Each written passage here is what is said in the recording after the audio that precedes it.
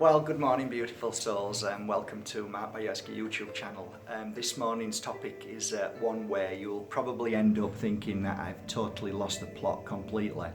And to be honest, for me, for many weeks, I think I really fought hard with this subject, and I realise now why I fought so much. And the reason for that was conditioning. So basically, what is today's topic about? Today's topic is about connecting to the spirit world and how we start to connect and how we overcome this very challenging thought mind process that stops us from actually really connecting. I have two philosophies now about this, and maybe one day I'll write about it, but I believe that there's two very powerful forces at work at any given moment. We often call it light and dark, good and bad, positive, negative, but I don't know, two forces working very beautiful alongside each other, because if they didn't, then we wouldn't really be able to measure ourselves for how far we've grown and did I conquer this? Well, without the dark, how can you conquer it? So I think if we respect both of them, I think that's a good start. So, is there in this world something that can't be seen but yet be felt? Is there something in this world that can't be felt but sometimes seen out of the corner of your eye? These are all these questions I was fighting with. Is it possible? Is it truly possible that when we die, we don't just go into the ground or get burnt and disappear and the memory forgotten? Could it be that there is something else? These were the questions I was asking at the time, because my mother died of cancer when I was 12, and I didn't believe in God. I didn't believe in anything. How could I believe in anything when the most precious person in my life left, and I was left with an abusive father? Why would that be? Why would anybody who's good, kind, caring, who is ultimately the God energy, the source, why would he put anybody through that? And then I come to realize that this world isn't about that. This world is about experience, feeling, and it's not feeling just of good, but it's feeling of the most painful moments. And thus that shows you who we are and how we handled those moments for the day that we go home, because we never die, ever. I have been in hospitals where people are moving into the light and you can feel it. Ask nurses, ask doctors, they'll tell you, ask people. There is a life beyond this life, far more living than we are. Some people talk about hell. Sometimes I wonder, where is hell? Is there such a place? And if there was, and if I was to think about it, I think probably hell would be more here than anywhere else if we're living in pain and suffering. So I don't think we move into the light and we have a choice to go into the dark. I think the worst case scenario would be that we reject the light because of what we've done, and we feel maybe guilty or ashamed, or we don't want to leave this middle world. We want to stay around to protect our family. So that's kind of like where I think the worst case scenario would be. Not that it's bad, but it's just part of the journey. There is no such thing as time.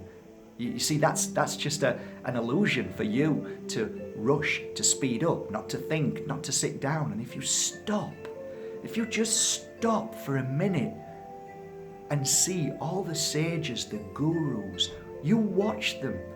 They move at a snail's pace. They meditate for hours upon hours. We've got it so wrong out there. And why? Because if we were to do that, the system would break down into pieces and it wouldn't work. And the system is the fear. The system is what keeps you entrapped in your job, in your work, in your thoughts, in your feelings. Yes, Mark, but how am I able to live if I don't work? That's not what I'm saying. We all have a choice. And how you make that choice at the end of this moment when you leave home, you will see whether those choices were the choices that you really wanted. And if they're not, you'll say, you know what? Damn bam, I'm going to go back again and try again. So it's not bad. There's no negativity in this life. Gosh, there's so many things that we don't know what we go through. There's so many things that you and I don't know. You know, the most painful people who cause us the most painful issues, the worst possible kind of hate that is attacked upon you. Can you imagine when you leave home and that person leaves home and you find out that you are best friends? And you asked that person in the spirit world before you came into this world to be the person to do all what you needed to be able to experience that pain, because when you leave home you realize that it's your best friend that you asked, and you hug each other and say thank you for being that person that I needed to experience that much pain. You think in your mind that you know what you're thinking here, but we know nothing. In a grain of sand in the sea, that's what we are.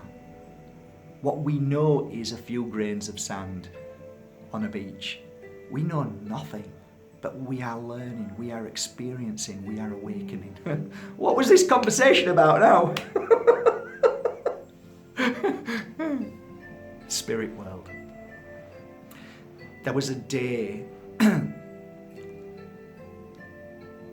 that I made a decision to stop questioning everything and just to take a chance. There was a day that I said, you know what, it doesn't matter today if I'm going to look stupid or sound stupid to myself. I'm going to take a chance. I went to this very small circle, and Shirley, who's up on my wall, who moved into the light, she told us all to close our eyes and to find a tree. So I tried so hard.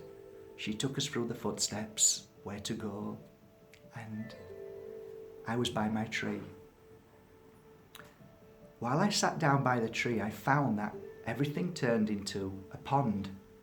So I was sat by a tree in a pond, and out of the pond, I've never shared this story with anybody, out of this pond walks the most beautiful, beautiful Indian lady, and she was holding a white lily, and she said, Namaste.